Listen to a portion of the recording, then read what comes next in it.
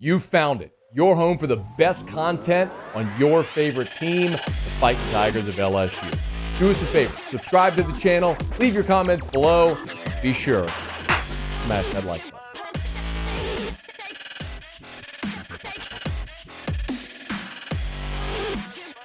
LSU's a 2-touchdown underdog.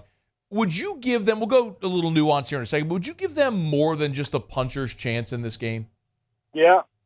Matter of fact, this is one of those parlay Tennessee and LSU as the dogs on the road this week if you're a gambler. I do. I give them more than a puncher's chance because I like the recent returns, and I like the way the defense is getting after it. I like how they've stepped up their game against some pretty good teams, and I like the evolution of the quarterback play from start to now. And one thing, Maddie, I want to tell people, and you know this, but maybe something a little deeper dive into what can happen when you're the dog in games like this. I'm not talking about that they know the point spread, but the feeling that Georgia and Alabama may be better than Tennessee. Both are, Alabama may be going on the road, but it's Alabama and Georgia because Tennessee hasn't treaded here in quite some time, right? It's been a long time. Yeah. So there can be tendency. I'm not saying Brian Kelly, he was at Notre Dame, he gets it, as he feels this team out, and also with Josh Heupel. There is a tendency at times when you're playing a game of this magnitude, using LSU, for example, of knowing that you're, I guess we could say outmanned because it's Alabama, just at least on paper, that you go into a game saying, okay, let's play this a little closer to the vest.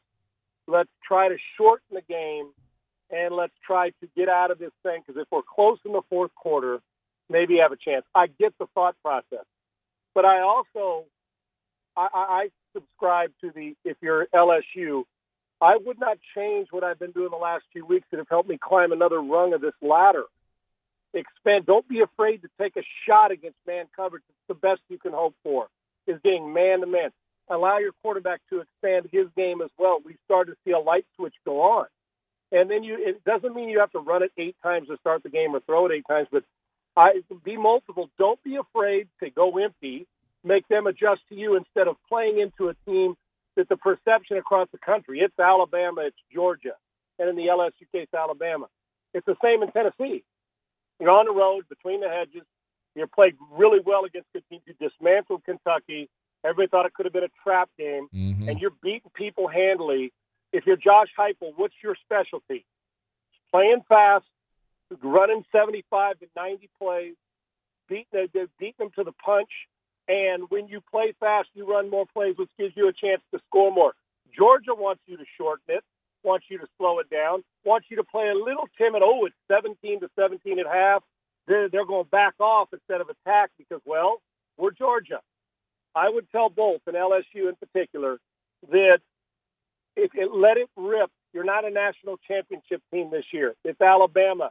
I don't think you're going to line up in a phone booth and play them. Do what you've done. Do not be afraid to step outside the box and be an attacker as opposed to a person who sits back. Be the lion in the game. And I know it sounds cheesy, but I think both of these teams have a legitimate chance to hang around. If you don't let, for instance, Bryce Young take over the game with extended plays, I would attack. I would not be on the passive aggressive mode. I would be on the attack mode from start to finish, because I promise you, Georgia and Alabama are going to attack this weekend. Sean, for so many years, in this game in particular for LSU, Bama defensively just felt like an impenetrable force. Like LSU just couldn't score. I mean, they literally went 10 years without scoring 20 points in this game. Yep. Bama's defense, I'm not going to say, don't get me wrong. I mean, I get what they allow like 16 points a game. They're still Bama. But they feel like there are cracks there. Where are they maybe vulnerable? Oh, I think you can throw the ball on them as long as you can understand. And here's the thing. If you'll sew up protection, and I don't know if that means if you through tape study, if you think they're going to play you, for instance, in man coverage, and you decide to max protect it and deliver against pressure, you got to have 2-man routes that can win. And you make an outstanding point on this now. And I see what you're saying. I understand the point, but it doesn't match my eye test. Does that make sense, Matt? The Alabama defense does not match my eye test. I've seen people throw the ball and move the ball on them regular. I saw Quinn Ewers go 10 of 12 or whatever in about a quarter, and the ball was coming out quickly. And that is the opposite. That's how you offset. If you felt that this, let's even say this was Alabama defense of, oh my gosh, Alabama defense, where they smothered everything you did. The best way to beat a team like that is don't play them to their strength. If you're playing a guy in a MMA fight and he's a better boxer than wrestler, then you got to grapple, man. If you're going to play if a guy if he gets you to the mat, you're done. Then you got to spread him out and finesse his ass to death and go. And it's the same in football. There is no difference. So they're going to look, and these coordinators on both sides are smart. They're going to find the weak point, try to exploit it. But my eye test tells me you can move the football against Alabama. Where you must be great, red zone. You can't come away with 3 field goals and a touchdown, because in the end, Bryce Young has the ball. There's a chance that ball's getting moved. He's a really good player. We've seen it. But I watched Ewers do it. I watched Hendon Hooker do it, and they both did the same thing. They got the ball out quick, they played fast, and they made Alabama adjust to them as opposed to the opposite. And I can remember last time I was in that building for an Alabama game was, the year before before the monster year, right? When Alabama came in there and beat them down. The game was over in the second quarter. Yeah. And everything Alabama did, they were hitting the quarterback, getting after it. And then it became a timid, we're just trying to survive. I don't want them to survive. I expect you to attack them.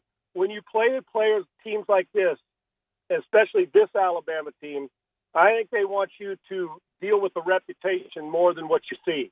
16 points a game isn't much, but you take into the whole body of work. Now let's look at the teams who did move it.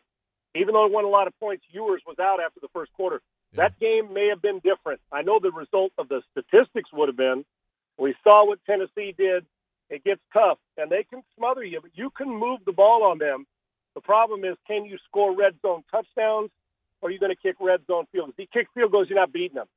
But if you can come away from here in the mid-20s, we are going to be in a game as long as their defense has LSU's plays great football. Got to jump on them quick, but do not play scared on either side of the ball. And the biggest key is Bryce Young cannot be Bryce Young doing all the things. Make them one-dimensional. If that one dimension is just throwing, okay, then deal with it. May get some tip balls. If the other dimension is that they run it for 200 yards, but you get 3 picks defensively, great. Yards don't mean squat to me. Points do. I've always been taught that from Denny Green and everybody else. You keep them out of the end zone, you got a chance, and vice versa. Got to score in the red zone. You watch how big that'll be this week. Sean, is LSU defensively capable of slowing Bama's offense? I think so. Stopping, no. I don't know many that are, Matty. And you try to say, okay, well, if there's not many that are, how do you beat them? Well, you say, well, can we sustain drives on offense? But sometimes that can be overrated in college football when a team can, like the Chiefs. Yeah, we won time of possession against the Chiefs, but they scored 6 series in a row, right? In 4 plays each. So I think they're capable. When you look at recruiting and just athletes, if you never knew a guy, LSU never has to take a backseat to anybody when it comes to the number of great football players they get.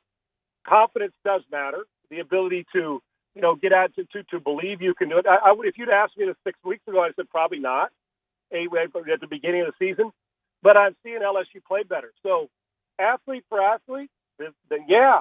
Now you're going to get more guys probably drafted in a higher round because it's Alabama and they're really good. But they're beatable. Let me tell you something now. You think about this. They lose another game. They're not playing in the Final Four unless they get help from a bunch of their friends. Yeah. They are not going with the 2-loss team because Michigan, Ohio State ain't losing 2.